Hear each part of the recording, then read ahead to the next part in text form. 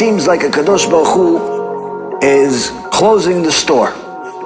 And by that I mean, we've already known that we're in the end of days for some time.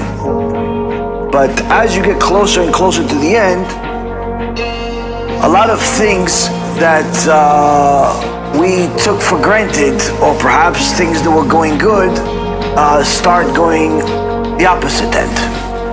As I mentioned to you guys a few times over the last couple of months, especially in the last month, a year ago, the world was in relatively good shape. People were doing great financially. The market was at all-time highs. The economy was doing fantastic worldwide. The Jewish people have been at a state where they're the richest they've ever been since the time of Shlomo HaMelech. The average Jew is complaining not because he doesn't have money. The average Jew is complaining because he feels like he should have even more. I only made 150,000 last year. Only 150,000 last year. He doesn't realize that 5 years ago he was barely breaking 40,000. Now he's making 150,000 and he's complaining. Rabbi, it's barely 10,000 a month. 12,000 a month. Rabbi, who could live on such a thing? I don't know, 90% of the world.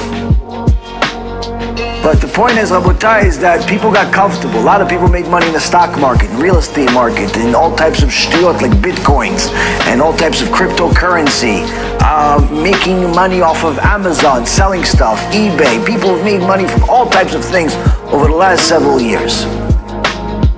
There's good news and bad news. Good news is, all that is about to end. Bad news is, all that's about to end.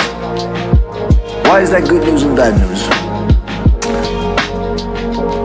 The bad news is because obviously people are going to have to readjust their life. Good news is that this means that we're a little bit closer to Mashiach. Now, that being a little closer to Mashiach is also bad news though, for some people, if you're not ready.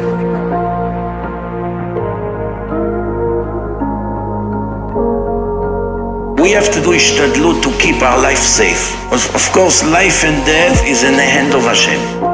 However, although life and death is in the hand of Hashem, a person can bring death on himself by his choices, even though it wasn't Hashem's plan. And don't expect if something will happen to you, then you can come to Hashem and say, it's not fair, why didn't you save me? You don't have zchuyot that I'll make a clear miracle for you. You go where the lions are and you want me to make the lions numb? Don't go where the lions are. And if Hashem will make you a miracle, it takes away from your merit.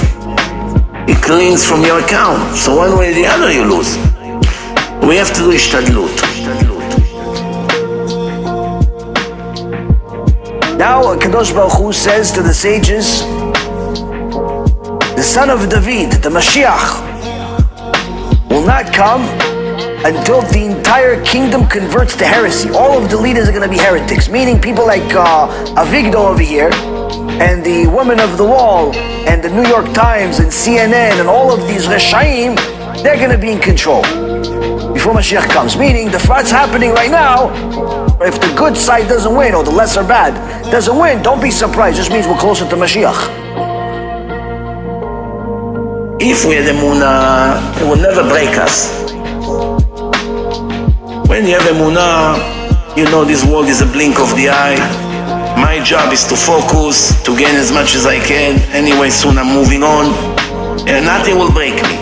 Problem is when you don't learn Torah, you don't listen to strong Musar talks, you don't read the right books, you don't have the right rabbi, then what happened? Your ideology becomes crooked.